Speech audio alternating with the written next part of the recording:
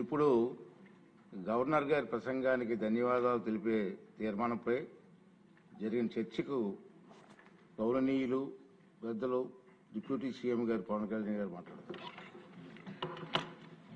గౌరవ సభాపతి గారికి నా హృదయపూర్వక నమస్కారం.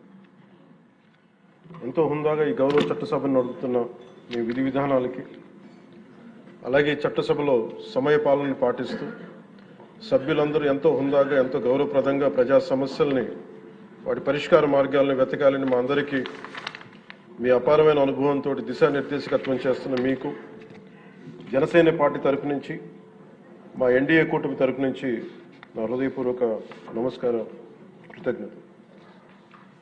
సాంకేతికంగా ఇది 3వ బడ్జెట్ సమావేశం అయినప్పటికీ పూర్తి స్థాయి బడ్జెట్ సమావేశంగా ఇది 2వది. 5 కోట్ల పైచిలుకు ప్రజలు ఆశల్ని ఆకాంక్షల్ని ముందుకు తీసుకువెళ్తూ వారి కష్టాలకి కన్నీళ్ళకి పరిష్కార మార్గాలను వెతకడానికి 164 మంది సభ్యులున్న ఎన్డీఏ కూటమిని తన అపారమైన 4 దశాబ్దాల రాజకీయ పాలనానుభవంతో రాష్ట్ర విభజన సమయం నుంచి గత ప్రభుత్వ అవినీతి అరాచక పాలన వల్ల వచ్చిన వారసత్వ సమస్యలన్నింటినీ పరిష్కరిస్తూ సంక్షేమంతో పాటు ఆంధ్రప్రదేశ్ అభివృద్ధి పదం వైపు నడిపిస్తున్న గౌరవ ముఖ్యమంత్రి శ్రీ నారా చంద్రబాబు నాయుడు గారికి నా హృదయపూర్వక నమస్కారం. మంత్రివర్గ సహచరులకి, తోటి శాసనసభ్యులకి నమస్కరిస్తున్నాం.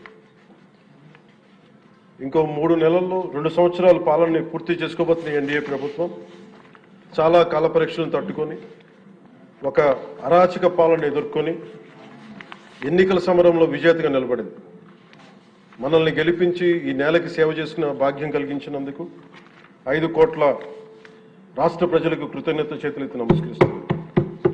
రాష్ట్ర ప్రజలకి అండగా నిలబడుతున్న టీడీపీ, బీజేపీ, జనసేన పార్టీల నాయకులకి, కార్యకర్తలకు కూడా నేను నమస్కరిస్తున్నాను.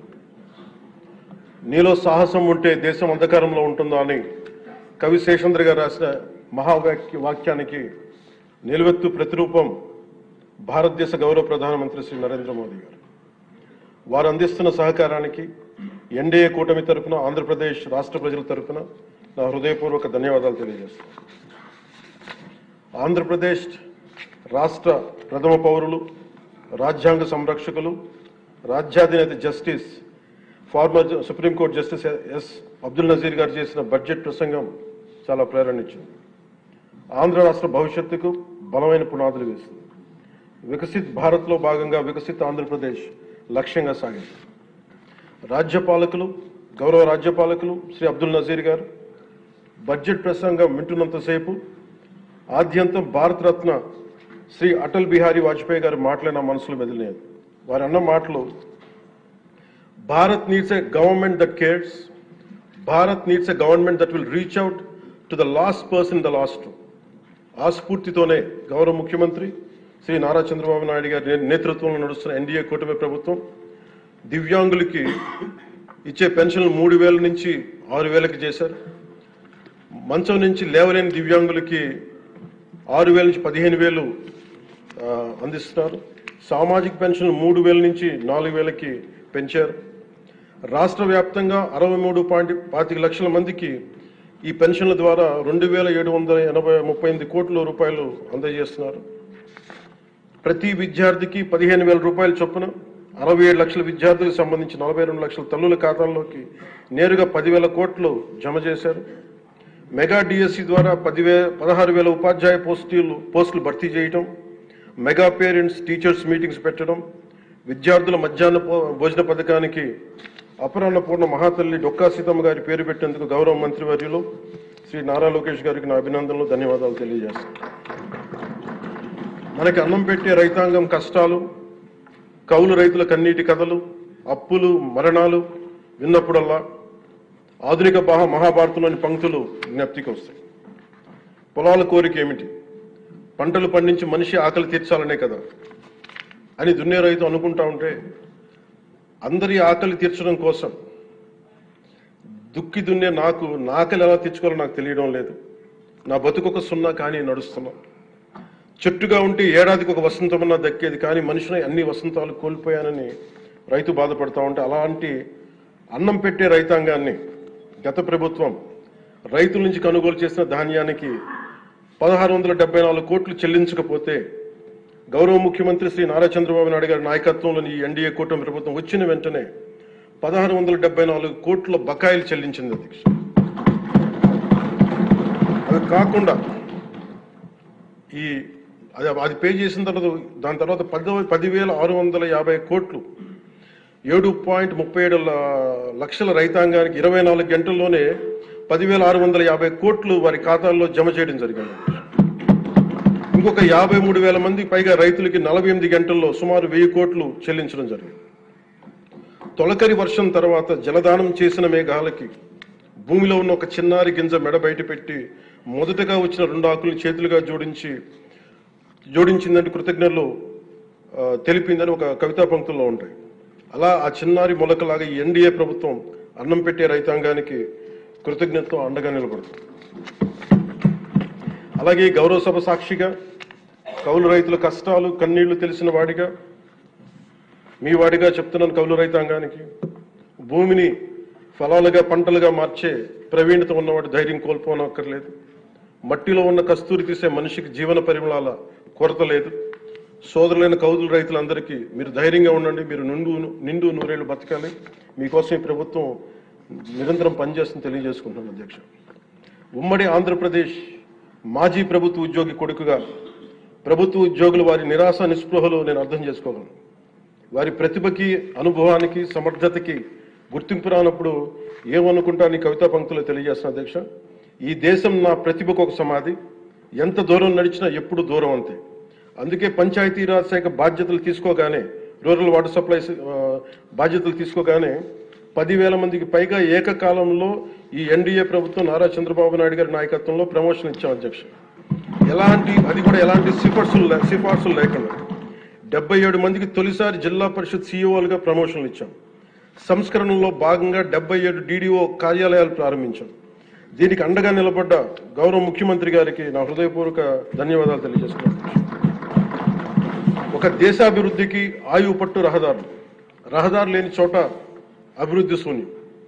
అభివృద్ధికి మూలమైనది రహదారులతో పాటు విద్యుత్తు, తాగునీరు, విద్య, వైద్యం, డ్రైన్స్ అండ్ శానిటేషన్. దాదాపు 2 ఏళ్ల పాలనలో ప్రపంచ కప్ గెలిచిన visually challenged women cricket team captain Deepika మొదలుకొని మొన్న పోలీస్ జాబ్స్కి మేము లెటర్స్ ఇస్తున్నప్పుడు ఉద్యోగంలో వచ్చిన యువ కానిస్టేబుల్ కానీ, ఉదయగిరి నియోజకవర్గంలో స్కూల్ పిల్లలు కానీ, ఇలా ఎందరో ఒకటే అడిగారు అధ్యక్ష.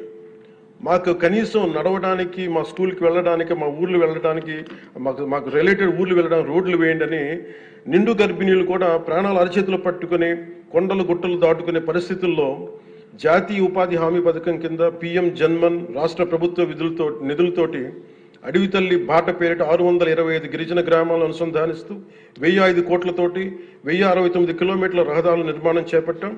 దాంట్లో దాదాపు సగం పైగా రోడ్ల నిర్మాణం పూర్తి చేశాం. కొన్ని రోడ్లు గంటల వ్యవధిలో కూడా మంజూరు చేశాం అధ్యక్ష. అలాగే మారుమూల ప్రాంత ప్రజలు, గిరిజన ప్రాంత ప్రజలు గొంతిమ కోరికలు కోరలేదు అధ్యక్ష. వారు అడుగుతుందల్లా చిన్నపాటి రోడ్ల సౌకర్యం వారు అడిగేది. ఆ రోడ్లు మంజూరు చేసినప్పుడు, పూర్తి చేసినప్పుడు ఆ ప్రజల కళ్ళలో నాకు కనిపించేది ఇవే. గుక్కెడు నిశ్శబ్దం తాగి చిరిగిన చీకట్లు కప్పుకొని పడున్న నాకు కమ్మని ఆశాముద్రమ కానుకగా తెచ్చాం. స్వాతంత్రం వచ్చి 7 దశాబ్దాలు దాటిన విద్యుత్ వెలుగులు లేని 17 కుటుంబాలు చెంది ఒక మారుమూలన గిరిజన గ్రామానికి ₹1 కోటి పైగా వెచ్చించి 17 కుటుంబాలున్న గ్రామానికి 9.6 కిలోమీటర్ల మేర 200 పైగా విద్యుత్ స్తంభాలను పాతి ట్రెడిషనల్ పవర్తో పాటు PM జన్మన్ పథకం కింద సోలార్, విండ్ ఎనర్జీతో పాటు హైబ్రిడ్ విద్యుత్ వ్యవస్థని ఏర్పాటు చేశాం అధ్యక్ష. ఆ విద్యుత్ వెలుగుల్లో, గిరిపుత్రుల్లో, గుండెల్లో నాకు ఈ భావన చాలా బలంగా తెలుసు. వెలిగిన బల్బును చూసి వారు ఒకటే అనుకున్నారు అధ్యక్ష, పొద్దు గుంకితే చీకట్లో బతికే ప్రజలు ఆ వెలుగుతున్న బల్బును చూసి ఎన్నాళ్ళకి మా అతిథిగా వచ్చాం, ఈ సుధిల కుటీరానికి ఇంత వెలుతురుని తెచ్చామని వారి గుండెల్లో ఉన్న వారికి ఆ భావన నాకు నిజంగా తెలిసింది అధ్యక్ష. గౌరవ ప్రధాని శ్రీ నరేంద్ర మోదీ గారు వ్యక్తిగతంగా జల్ జీవన్ మిషన్ చాలా ఇష్టపడి ఎంతో బడ్జెట్ దాదాపు 191,011 కోట్లు ఆయన 1924 మధ్యలో ఈ జల్ జీవన్ మిషన్కి బడ్జెట్నిచ్చి ఈ దేశ సగటు పౌరుడికి కనీసం సరాసరి 55 లీటర్ల రక్షిత మంచినీరు అందించాలని లక్ష్యంగా ముందుకు వస్తే గత ప్రభుత్వం కేంద్రం నుంచి 27,000 కోట్లు కేంద్ర ప్రభుత్వం ఆమోదం తెలిపితే ఖర్చు పెట్టింది వాళ్ళు దాదాపు కేవలం 4,000 కోట్ల అధ్యక్ష. అందులో కేంద్రం వాటా 2,000 కోట్లు. 4,000 కోట్లు ఖర్చు చేసి పైప్ లైన్లు వేయడం తప్ప ఒక్క గ్రామానికి సంపూర్ణంగా నీరు ఇచ్చింది లేదు. జైజీవన్ ముగిసే నాటికి అలాటెడ్ 27,000 కోట్లు వాళ్ళు ఖర్చు పెట్టింది మినహాయిస్తే 23,000 కోట్లు వినియోగించుకోలేపారు అధ్యక్ష. అలాగే అది ఎక్స్పైర్ అయిపోయిన తర్వాత కూటమి ప్రభుత్వం నారా చంద్రబాబు నాయుడు గారి నాయకత్వంలో అధికారంలోకి వచ్చిన తర్వాత ముఖ్యమంత్రి గారు కూటమి నేతలందరూ కలిసి కేంద్ర నాయకత్వాన్ని అడిగి ఇంకొక పొడించుకోగలిగాం. ఈ ప్రయత్నంలో 1,242 కోట్లతో Uddanam, Dhone, Pulivendula multi village project schemes ని మే నాటికి పూర్తి చేయాలని లక్ష్యంతో ముందుకు వెళ్తున్నాం అధ్యక్ష. అలాగే ఈ కొత్త సంవత్సరంలో కూడా కొత్తగా ఇంకొక 5 జిల్లాలు ఈ ఎక్స్టెండెడ్ పీరియడ్లో కొత్తగా 5 జిల్లాల పరిధిలో 7,910 కోట్లతోటి వచ్చే 2 ఏళ్లలో పూర్తి చేయాలని లక్ష్యంగా పెట్టుకున్నాం అధ్యక్ష. చిత్తూరు, ప్రకాశం, పల్నాడు, ఉభయ గోదావరి జిల్లాలో చేపట్టిన పనులు పూర్తయితే వచ్చే 30 ఏళ్లలో 1,21,00,000 ప్రజల రక్షిత మంచినీటి అవసరాలను తీరుస్తుంది. మిగిలిన 960 కోట్లతోటి మల్టీ విలేజ్ స్కీమ్స్, అలాగే నీటి ఎద్దడి తీవ్రత ఉన్న పంచాయతీ మంచినీటి సమస్యను తీర్చే విధంగా గౌరవ సీఎం గారి ఆధ్వర్యంలో ప్రణాళికలు సిద్ధం చేస్తున్నాం అధ్యక్ష.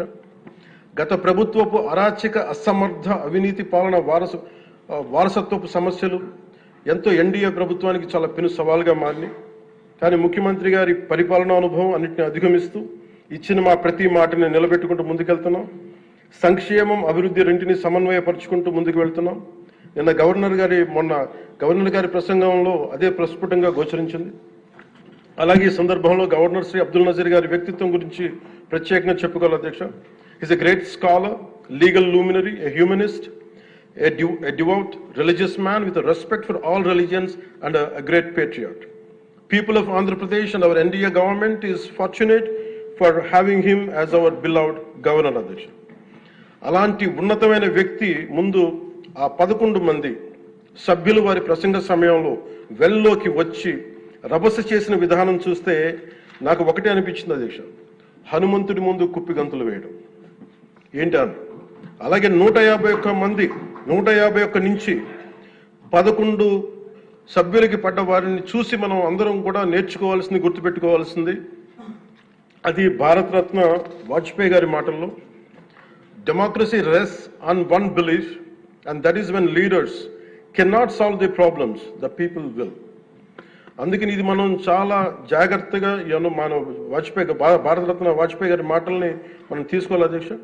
అలాగే under guidance of honourable CM deputy CM honourable CM Shri CBN Chandrababu Naidu గారు ఈ భారతరత్న వాజ్పేయి గారి మాటల్లోనే వారు దాన్ని తెలియజేస్తాం అధ్యక్ష. The challenges we are facing ahead, మనకున్న ఛాలెంజెస్ కానీ ఉన్న సమస్యలన్నింటినీ భవిష్యత్ వికసిత్ ఆంధ్రప్రదేశ్ దిశగా ఎలా వెళ్ళాలి అని అనుకుంటే అది వాజ్పేయి గారి మాటలను చెప్తాను అధ్యక్ష. It's no problem we cannot tackle, no challenge we cannot face, no opportunity we cannot seize. Jai Hind and Jai Bharat.